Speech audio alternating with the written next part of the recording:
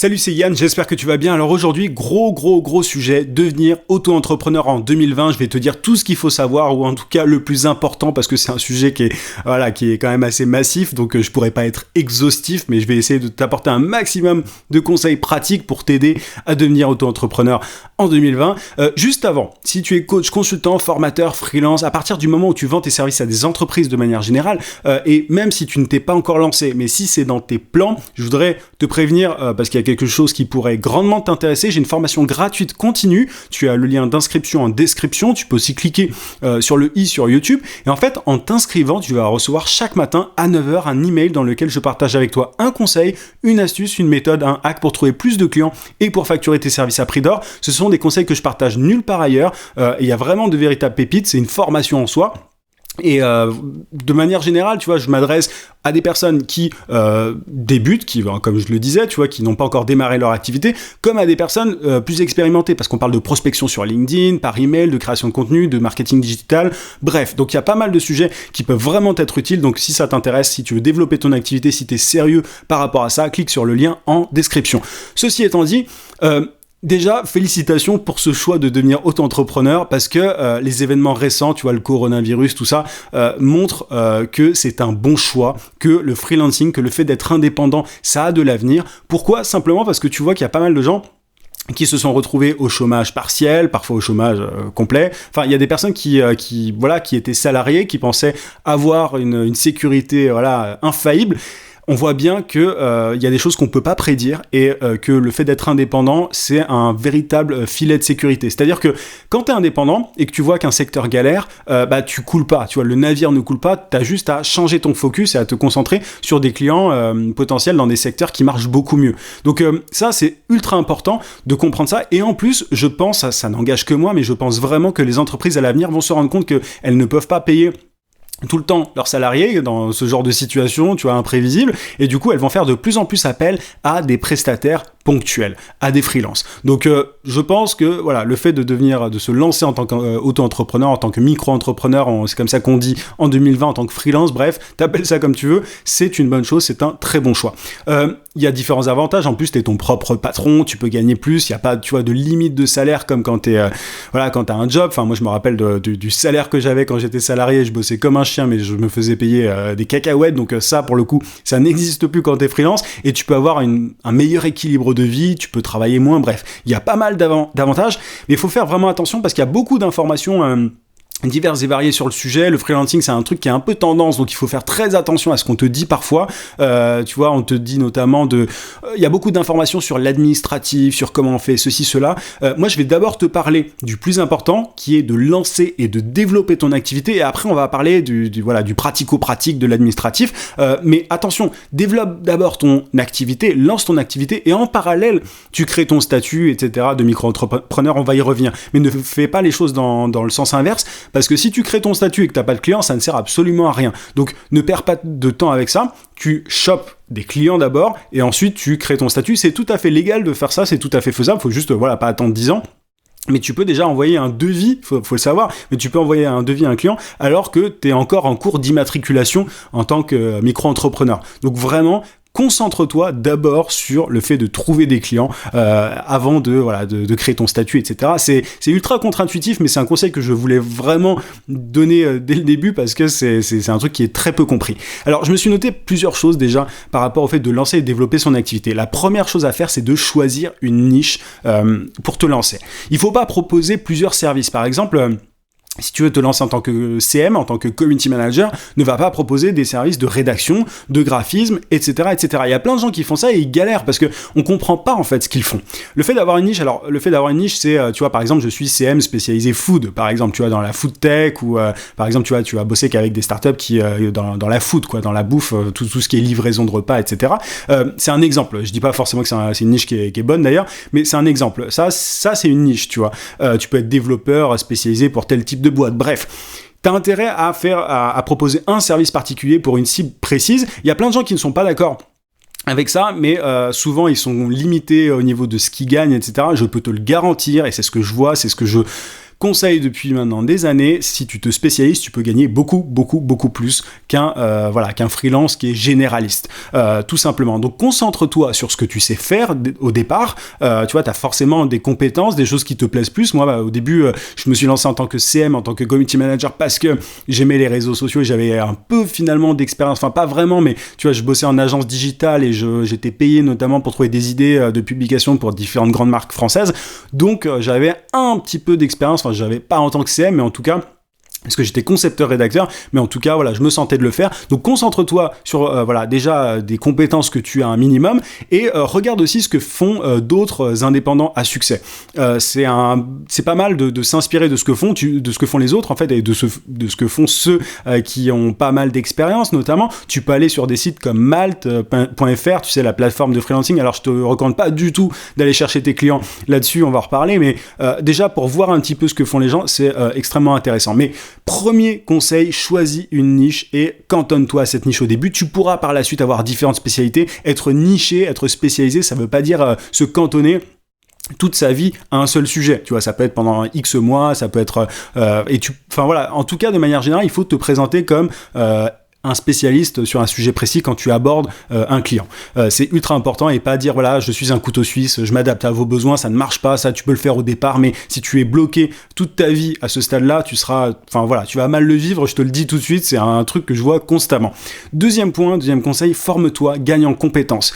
Tout devient de plus en plus technique, complexe, notamment dans le digital. Si tu veux te lancer notamment en tant que web marketer, tu vois, tu vas le voir, tout va extrêmement vite. Être CM en 2020, ça n'a rien à voir avec le fait d'être CM en 2015, tu vois. Tout a changé, moi je l'ai vu, tu vois, clairement, ça n'a absolument rien à voir. Donc il faut comprendre que quand t'es salarié, tu as tes études, tu passes ton diplôme, etc.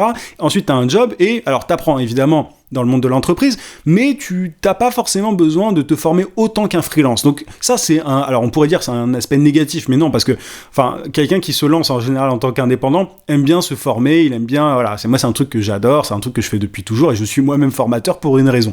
Mais du coup, il faut comprendre ça. Quand t'es freelance, il faut jamais s'arrêter en fait de se former. T'as plein de sites pour ça. Moi, je propose des formations aussi. Bref, t'es pas obligé d'acheter chez moi, peu importe. Mais en tout cas, il faut vraiment comprendre que ça fait partie de ton travail de te former. La formation, elle doit être continue. Il y a une raison pour laquelle je fais un email par jour. Je fais une formation gratuite continue. C'est parce que pour moi, c'est un truc qui est essentiel. C'est au quotidien que tu dois te former. Et tant d'un point de vue technique d'ailleurs qu'au niveau de ton approche, de ton mindset, de ton état d'esprit d'entrepreneur. Bref. Donc, gagne en compétences. Quand tu penses que tu as un train de retard. Alors ne cherche pas à te former sur absolument tout, ça n'a pas d'intérêt. Tu vois, moi par exemple, je vais pas me former en développement web parce que c'est pas mon job, je suis pas bon là-dedans, ça m'intéresse pas, enfin voilà. Mais en tout cas, il faut te former, tu vois, combler tes lacunes quand tu sens que tu en as, parce que tu seras amené à faire notamment des missions avec des clients où parfois, il y aura quelques trucs que tu sauras pas, donc tu as intérêt à ne pas paniquer, à simplement comprendre qu'il faut juste que tu gagnes en compétences sur ce point. Troisième conseil, améliore ton portfolio. Ton portfolio, il fait tout. Alors on appelle ça comme on veut, un portfolio, un book. C'est pas que pour les créatifs, tu vois, c'est pas juste un exemple de tes œuvres. Finalement, c'est aussi utile pour un développeur, pour un CM, un web marketeur, un rédacteur, un traducteur, peu importe ce que tu fais, un consultant en management, peu importe. Un book, un portfolio, moi, ce que j'appelle un portfolio, c'est simplement un exemple de tes anciens travaux, de tes anciennes missions. Plus tu as de cas concrets en fait à montrer à tes prospects, à tes clients potentiels, plus tu as de chances de les convertir en fait en clients. C'est vraiment l'une des choses les plus importantes. Au départ, t'en as pas. Et je te recommande d'ailleurs simplement s'il le faut, de travailler gratuitement. Alors ça, c'est tout un sujet, j'ai fait une vidéo sur le sujet entièrement, mais au départ, tu peux, juste pour avoir ce fameux portfolio qui va t'ouvrir plein de portes, bosser un peu gratuitement en échange d'un témoignage et tout, tu peux faire ça, et au fur et à mesure, tu vas pouvoir construire un portfolio de plus en plus fourni, avec des chiffres, tu vois, c'est bien de mettre des chiffres dans ton portfolio, des témoignages, etc. Et à un moment, quand tu échangeras avec des prospects, des clients potentiels, ils verront ton portfolio et ils discuteront pas, ils se diront ok, cette personne-là est compétente, elle a bossé avec plein d'autres personnes d'autres entreprises dans le même secteur que moi. Voilà, donc combien est-ce que tu demandes pour le travail? C'est ça en fait que tu cherches à faire à travers un portfolio, mais il y a plein d'entrepreneurs, d'indépendants qui n'ont pas de portfolio et c'est très dommage parce que c'est le meilleur argumentaire de vente en fait qui existe. Donc ajoute une description près de chaque cas, tu vois, tu organises ça comme tu veux, c'est assez libre un portfolio, mais tu peux montrer voilà j'ai travaillé avec telle entreprise, voici les chiffres, voilà la problématique qu'ils avaient, voici comment je les ai aidés, voici les chiffres obtenus. Deuxième cas, pareil, enfin tu vois ce que je veux dire, c'est exactement comme ça, t'en mets un maximum possible et essaye de... Si tu veux avoir plusieurs niches, tu vois, je t'ai dit que tu pouvais le faire au fur et à mesure, tu peux avoir un portfolio pour la niche A, un deuxième portfolio pour la niche B, et du coup, en fonction de chaque personne qui vient te parler ou avec qui tu échanges, tu vas pouvoir présenter en fait le portfolio le plus pertinent. Et là, la personne se dira, ah c'est cool, elle est spécialisée dans ma niche, alors que tu pourrais le faire avec plusieurs, tu vois, alors que si tu as plusieurs portfolios, plusieurs books, tu peux finalement un peu tricher et dire, je suis spécialisé dans la niche A, je suis spécialisé dans la niche B, dans la niche C, alors après, voilà, il s'agit pas de mentir, il s'agit de, si tu as plein d'expériences avec plein de secteurs différents, tu peux faire ça. C'est ça en fait que j'appelle moi le fait d'être spécialisé, le fait d'être niché, c'est plus une spécialisation au niveau, c'est plus une question de présentation, tu vois, qu'autre chose. Il s'agit pas de bosser tout le temps avec les mêmes entreprises si tu n'en as pas envie, bien évidemment. Donc voilà. Quatrième conseil, alloue du temps à ta paperasse chaque semaine. La paperasse, on l'oublie, alors t'en as pas tant que ça quand t'es micro-entrepreneur, je vais y revenir, mais en tout cas, il faut allouer un peu de temps à ça. T'as la création de devis notamment, t'as le paiement de tes cotisations, c'est vraiment pas méchant quand t'es micro-entrepreneur, mais il faut que dans ton emploi du temps, tu inclus ça quelque part, pour simplement, il faut que tu sois carré, en fait, il faut vraiment que t'aies un planning, même si t'es pas salarié quand t'es indépendant, il faut que t'aies un planning, il faut que t'aies un emploi du temps. Et cinquième conseil, c'est le plus important pour moi, il faut chercher des clients régulièrement, il faut aussi bloquer du temps pour ça, comme pour ta paperasse finalement. Et les premiers clients sont dans ton entourage très souvent. Moi, c'était le cas. Mon premier client était mon ancien employeur, qui avait besoin de moi ponctuellement sur certains sujets.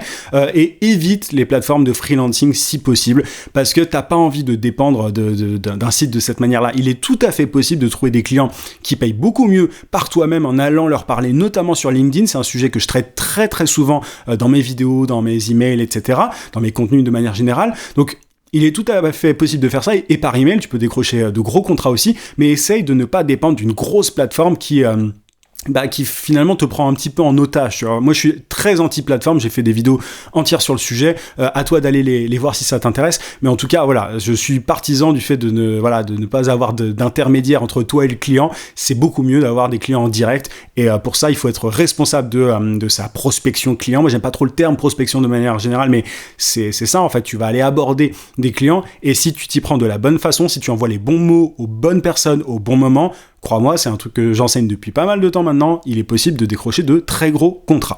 Maintenant, on en vient à la partie pratico-pratique, à l'administratif. Comment est-ce qu'on fait pour devenir auto-entrepreneur? Donc voilà, imaginons que tu as lancé déjà que tu es en train d'appliquer ces premiers conseils par rapport au fait de lancer et de développer ton activité. Voilà, tu cherches déjà tes premiers clients dans ton entourage. Et tu as peut-être même décroché un premier contrat. Maintenant, il faut créer ton statut. C'est la première chose à faire, c'est au niveau administratif, c'est créer ton statut de micro-entrepreneur. Alors, tu as plusieurs façons de le faire, mais pour moi, le plus simple, tu as deux options. Soit tu vas sur le site de l'URSSAF, je vais te mettre le lien en description, ou alors tu passes par une application, un site comme Shine. Alors, Shine, c'est une banque pour indépendants, mais c'est plus qu'une banque. Alors moi, petit disclaimer, mais moi, je les connais, donc je suis pas payé là pour te dire ça, mais je les connais, donc, et je les connais simplement parce que j'aime beaucoup ce qu'ils font et que leur solution est extrêmement pratique pour les micro-entrepreneurs. Donc, en fait, ce qui se passe, c'est que quand tu t'inscris chez Shine, qui est une banque, mais plus qu'une banque, en fait, ils vont t'aider. Ils vont faciliter tes démarches pour créer ton statut. Justement, c'est un peu une solution tout en un. Donc, c'est assez génial. Si tu veux pas te prendre la tête avec le site de l'URSSAF, quoi mettre dans telle case, etc., Shine te facilite grandement la vie pour ça. Donc, je te mettrai les deux liens en description. Donc, tu crées d'abord ton statut de micro-entrepreneur. Ensuite, tu te crées un compte dédié. Si tu n'as pas opté pour la solution Shine, tu vois, si tu es directement passé sur le site de l'URSSAF pour te déclarer en tant que micro-entrepreneur, là, donc, tu choisis un compte dédié pour ton activité. Alors, il faut savoir que c'est obligatoire seulement, entre guillemets, au bout de 10 000 euros de chiffre d'affaires, mais je te recommande dès le début d'avoir un compte, comme ça évite toute galère.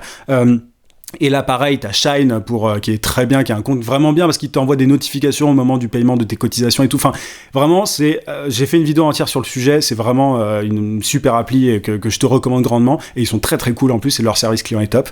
Sinon, t'as N26 aussi, t'as d'autres banques, mais voilà, ce sont deux banques vers lesquelles je te conseillerais d'aller pour te créer un compte dédié pour ton activité. Et troisième point de cette partie pratico-pratique, il faut que tu aies un outil pour envoyer des devis et créer des factures. Alors Shine par exemple, ils te permettent d'envoyer des factures, mais pas de devis, en tout cas pas au moment où je te parle, il me semble. Donc il te faut un outil pour créer des devis pour tes clients. C'est extrêmement important avant de commencer le travail de faire signer tes devis avec tes conditions.